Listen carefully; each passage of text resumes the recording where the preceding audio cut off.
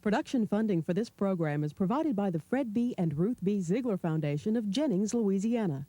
Visit the Ziegler Museum Tuesday through Saturday from 9 to 5 and Sunday from 1 to 5, featuring a distinctive collection of European and American fine art and wildlife dioramas.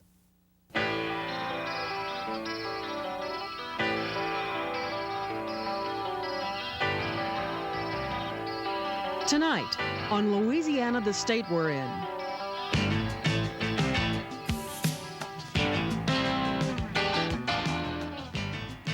There's an explosion of interest in anything Cajun. In Acadiana, people are cashing in. Others are selling out. One thing is constant. Cajuns are again facing a changing world. And another group of newcomers settles into a second generation in Louisiana. Vietnam immigrants holding on to an ancient culture. From LPB, this is Louisiana's premier news magazine, with correspondents Jeff Douay and R.C. Chapa. Now from LPB, Robert Collins. Good evening. Tonight's program is all about preserving facets of Louisiana's rich cultural mix. In a moment, we'll visit with refugees from Vietnam as they struggle both to fit in and to keep their identity. But first, we take a look at a different group of immigrants to this state, the Acadians. In a few minutes, we'll visit with the new president of CODAFIL, the Council for the Development of French in Louisiana, Warren Perrin of Lafayette. In the last decade, all of us have witnessed the explosion of Cajun products on the grocery shelves, Cajun music gradually making it onto the radio, and Cajun tourist attractions popping up all over. Recognition of Cajuns has reached something of a high water mark. Jeff Douay has a sample of South Louisiana's attractions and some thoughts on the next wave in Acadiana. You're looking at the future of Acadiana. Marc Savoie represents the fastest growing attraction in this state. He's what millions of tourists from around the world are paying to see, a real Cajun. My family's lived here on this property for 7 generations on this farm here. The house is your grandfather? Yeah, the house is my grandpa. It was made in 1904. And this house here was, this part of this building here was my great-grandfather's, like a store, or it was a meeting place where people could meet in the afternoons and have a drink of homemade whiskey. The farm is near Eunice. The Savoies are descendants of the Acadians, French settlers expelled by the British from Nova Scotia in 1755. Many Acadians settled here in Louisiana. Today, Savoie makes musical instruments the old-fashioned way. He makes them well, and with love, for the connection they offer to the past. These days, that connection to tradition is drawing more than 2 million visitors to South Louisiana. Anything Cajun is hot. So hot, even the chickens don't want to lay. It's until recently, it's until this rebirth of interest, or this renaissance of interest in the Cajun culture has come up, a lot of people didn't feel good about being Cajuns.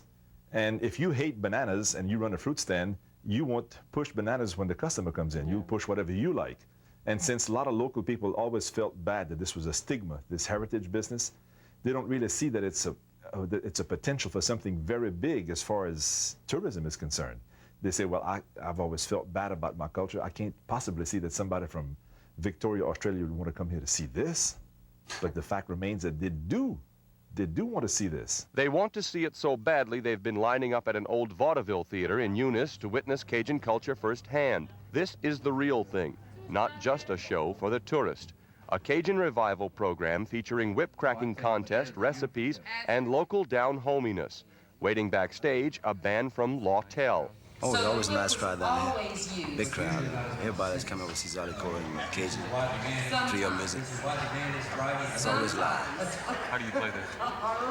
Well, from my heart. 1 minute left. 1 minute.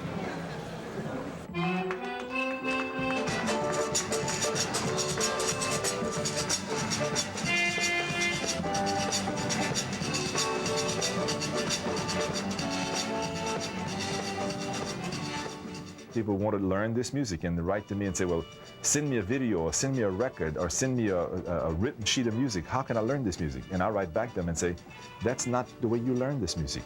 The only way you're going to get a sense, a true feel of it, is to come down here in the heat in the summertime, live it, get within the culture, immerse yourself into it, and get a feeling from what this music means to these people. Then you're gonna learn it.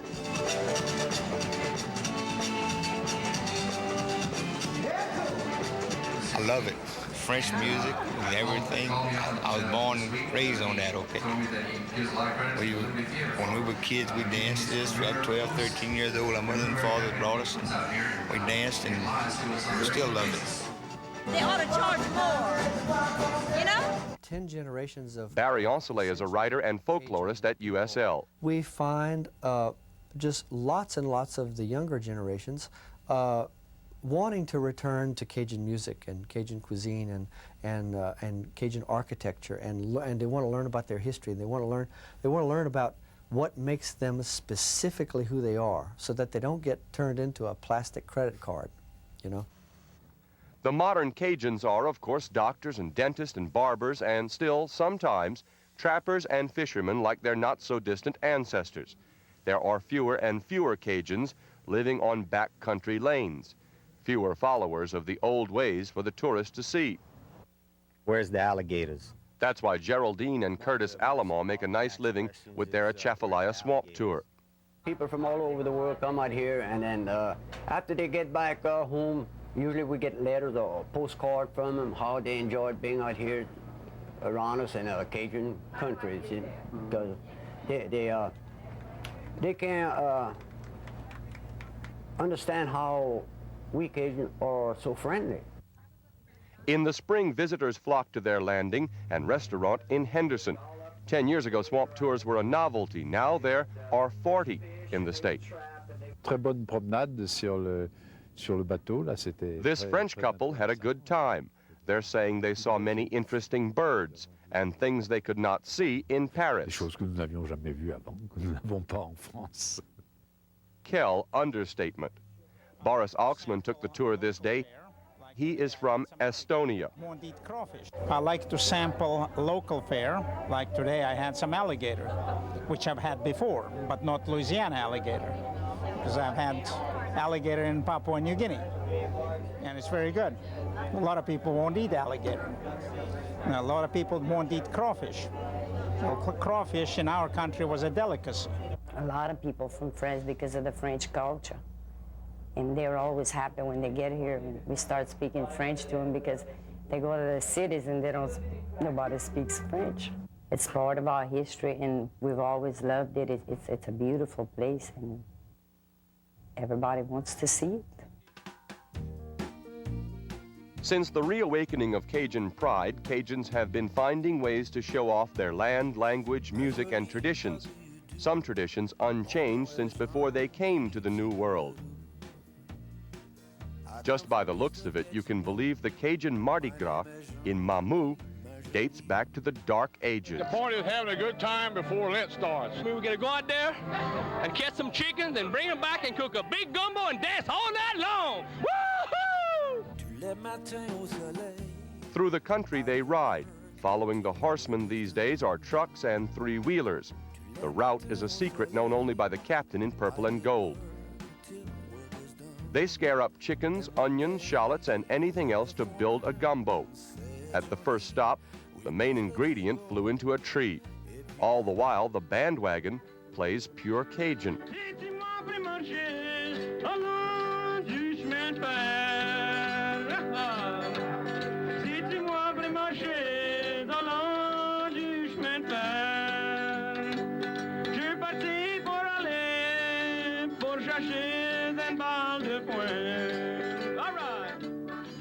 Back in town, the chickens are cleaned and brought into the kitchen.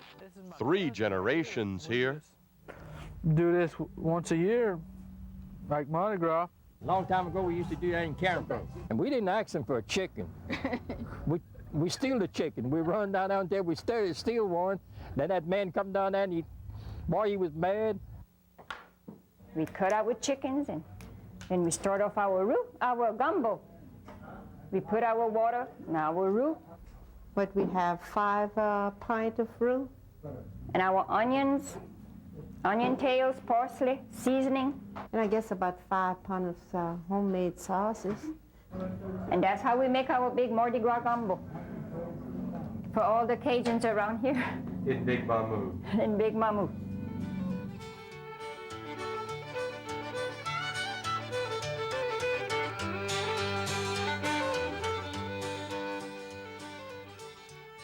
But is this as far as it goes?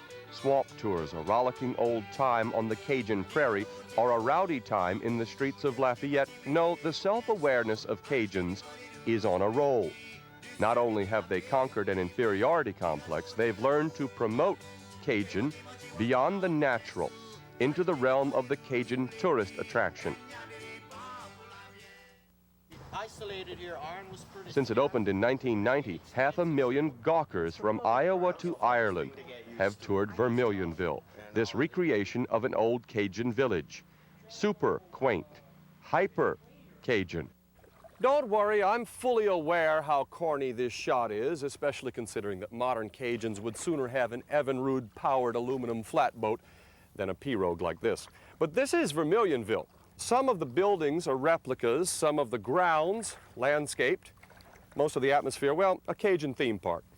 And all of the visitors completely satisfied.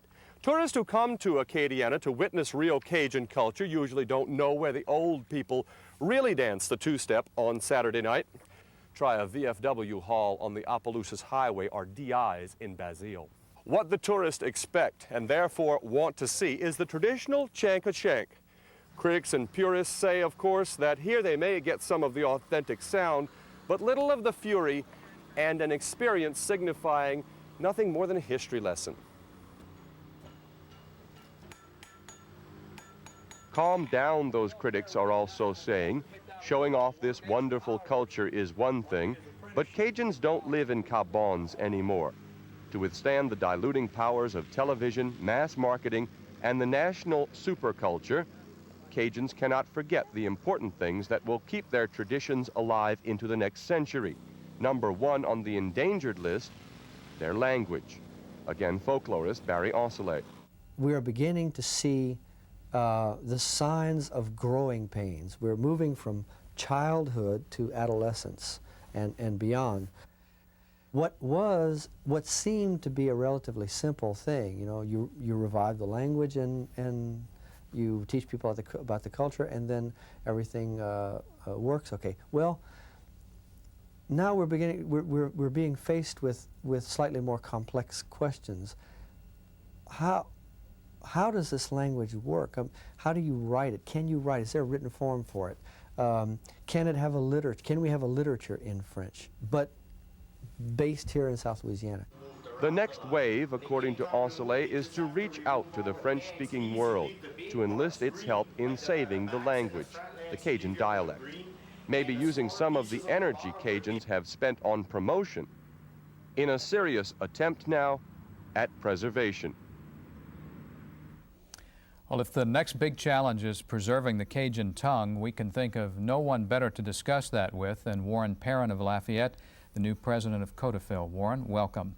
Thank you. As Jeff's essay suggested, there was a time when the Cajun culture was in danger of being forgotten.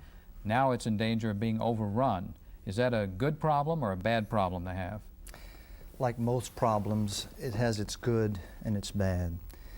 It's very ironic that what helped to preserve our culture is at the same time the biggest threat today. That is, one of the things that attracts people to our state, Robert, is our diversity, our cultural diversity. And we hid out as a people for over 280 years. And with the advent of media and television and travel, we were discovered. And that discovery is in many ways threatening a way of life and our culture, because it's the young people that have to keep this going and preserve it. And it's very difficult with the different influences. Well, how do you preserve the true part of the Cajun culture and not just preserve the Walt Disney image? The legislature in 1968, in its wisdom, established Codafil, the Council for the Development of French in Louisiana, and that mandate called for the preservation and promotion of French heritage for cultural, economic, and touristic needs. I believe that because of the chronic persecution that our language suffered since 1713, when we were Acadians in Nova Scotia and the British outlawed it, and eventually led to our deportation and the attempt at assimilation of our culture into the British colonies, which failed. This chronic persecution created a situation where our language was really a dying patient, if I may be allowed to use that metaphor, in 1968. But in the creation of this agency, I think the first 25 years was more or less to save a dying patient. I think now I'll optimistically say that the patient is still gravely ill, but alive. And now we need to expand and build upon that. I noticed that in some of the information I was looking at about Coteville, in the same time that Coteville has existed, the census has showed that the number of people who speak French in Louisiana has dropped to about half of what it was when Coteville started. I know that Coteville's been fighting the other way, but why hasn't there been more success? Well, I guess you always need to compare from whence you came to see where you are. And in 1968, Life magazine had an article, and in there stated that by the year 2000, you would not be able to find one French-speaking citizen of Louisiana. In '68, the white and black Creoles of New Orleans had totally lost the language. There were no French writers. There was very little education in the schools. Today we have over 80,000 students being taught French on a daily basis by over 500 French teachers, 200 of which come from foreign governments, namely Quebec, Belgium, the Maritime provinces of Canada, and France, of course. So although our population ages, that is the French-speaking population ages, the battle goes on, because that's the way we honor our ancestors, by struggling as they did to preserve their language and hopefully the culture. Mm-hmm. If the language goes, the culture goes? When you read books, that's what you find. But we Cajuns and Creoles of Louisiana throw away the mold when we view ourselves, because you don't find culture like ours in the world. We are the only culture that's sprung up in North America. Our culture doesn't come from another country. We are a product of North America. So we don't like to be pegged like other cultures, like the Native Americans, for example. Certainly as their language died out, their culture suffered greatly. But we like to believe that we can still keep what we have in the French language, teach the young the importance of it, and hopefully the culture continues to grow. You just started your term as president of Coteville, but if you'll look ahead to whenever you relinquish that title, what would you like to be your one legacy that you leave? That Coteville does not be viewed as an organization that strictly, in an elitist sense, tried to teach highbrow standard French in Louisiana, but an organization that protects the linguistic rights of all ethnic groups, that expands to focus upon the benefits of a bilingual state. As you know, Louisiana has a rich traditional heritage, such as the French Napoleonic Code. We are able to welcome tourists, but also from an economic standpoint, Coteville hopefully will benefit all the citizens of the state as we enrich the economy through cultural tourism. Well, Warren, we wish you the best of luck.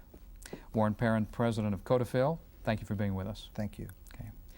Well, even though the Cajuns have been in Louisiana for more than 200 years and they are still struggling to preserve their distinct identity, one has to ask a question about refugees who have only arrived here within the last 20 years.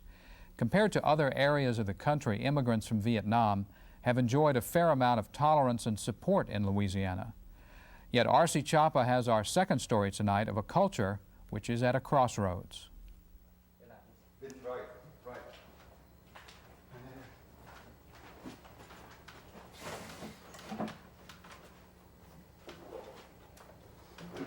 In less than a week, Zoon Tran's longtime friend will be moving in to this new house.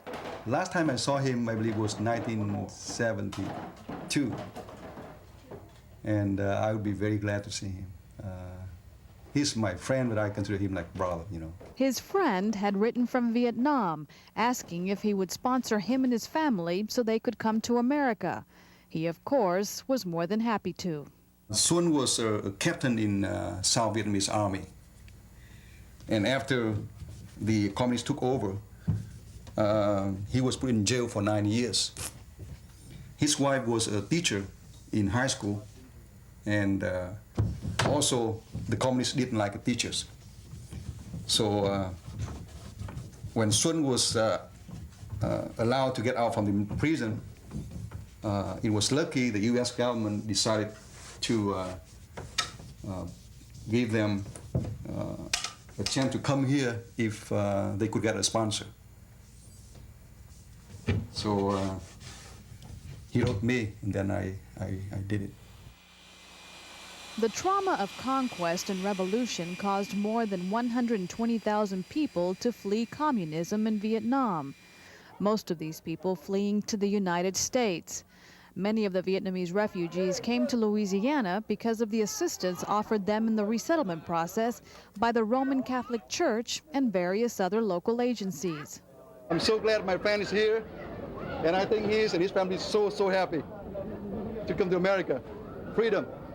Many other refugees have similar stories. For Mr. and Mrs. Bang, the trek to this country was reminiscent of the American movie, The Killing Fields.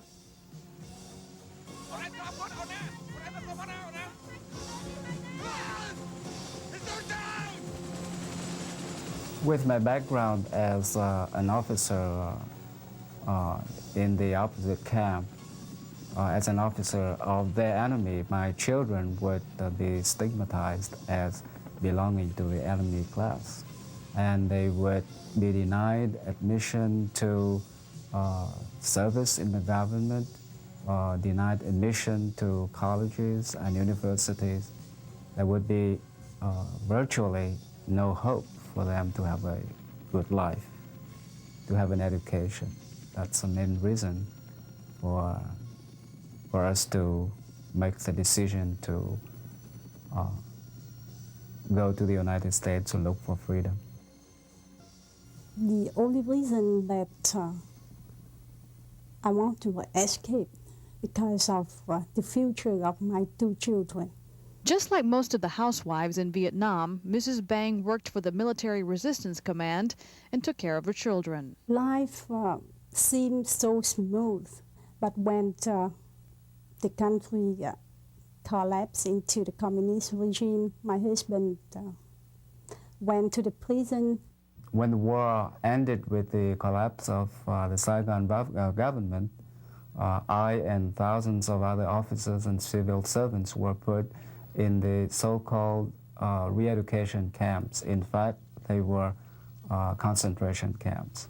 So they detained me for 6 years, and I was released from prison in 1982. After almost 2 years of living in Saigon, I was successful in escaping from the country on a small fishing boat. In the meantime, Mrs. Bang struggled to make a home here for her 2 children in New Orleans. I tried to get a job. I relied on the public assistance for 3 months. Then I worked first at the restaurants and later at the state's office. But always I have to work 2 jobs in order to take care of my children. She took care of her 2 children, knowing that her sacrifice would be rewarded through their success. I always urged them. I said that if I cannot study, and then you can go to school, then study for me. Finally, after not seeing his family for more than 9 years, Mr. Bang came to America, hoping he could find the same kind of work he had in Vietnam. He was a teacher of English as a second language. Unfortunately, in New Orleans, there was no demand, so he too resorted to menial jobs to help support the family. Luckily, I applied with Louisiana Civil Service. I took the test, and now I am a welfare worker in New Orleans. Once again, if you look hard enough, if you try hard enough, you will succeed. And succeed they did through the achievement of their sons. Of course, you're valedictorian. Bang Hai Dong, and I've had an opportunity to have lunch with these two fine young people this week. Dong's received a grade point average of 4.2327.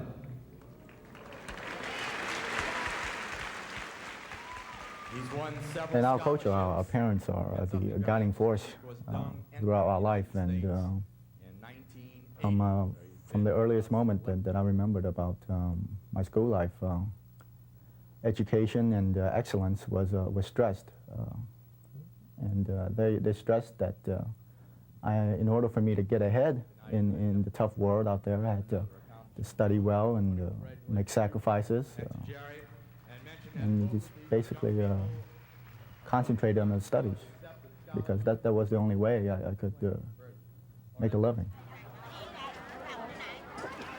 Today, roughly 250,000 Vietnamese live in the U.S. Almost 12,000 live in New Orleans. This area on the East Rim is the area many locals call Little Vietnam. But to the Vietnamese who live here and hold on to as much of their culture as they can, it is still New Orleans East. At every turn, the Vietnamese seem to face some cultural crisis as they struggled to realign their lives to better fit the American point of view. Those who bear the greatest pressure are the elderly. In Vietnamese culture, they are revered for their wisdom, and their advice is heeded. In America, as young Vietnamese learn English in school, they become culture brokers for grandparents unable to speak the language. The power of language turns the old values upside down, and the traditional roles are reversed. I have visited many small communities, and I have seen that myself.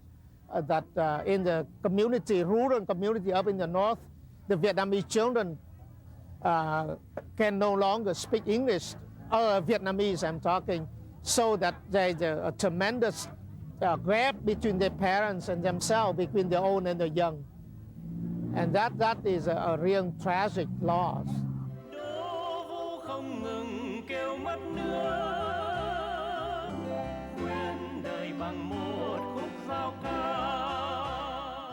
Because they are refugees and not immigrants, most of the Vietnamese have no real intention of creating a new life. Instead, they've recreated their old one, where everyone works, where every available foot of earth is utilized for gardens to grow vegetables for self-sustenance and to make a little cash at the market. That is our program for this evening. Next week, Jeff Douay reminisces with Congresswoman Lindy Boggs on her 50 years as a Washington insider. We invite you to join us then. Until then, that's the state we're in.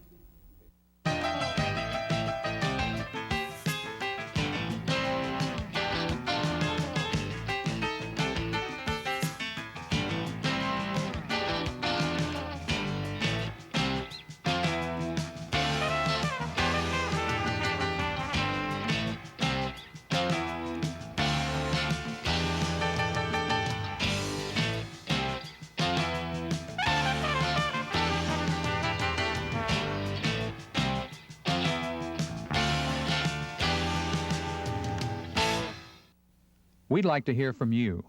Write Louisiana, the state we're in, 7860 Anselmo Lane, Baton Rouge, 70810. Or call us toll-free, 800-272-8161.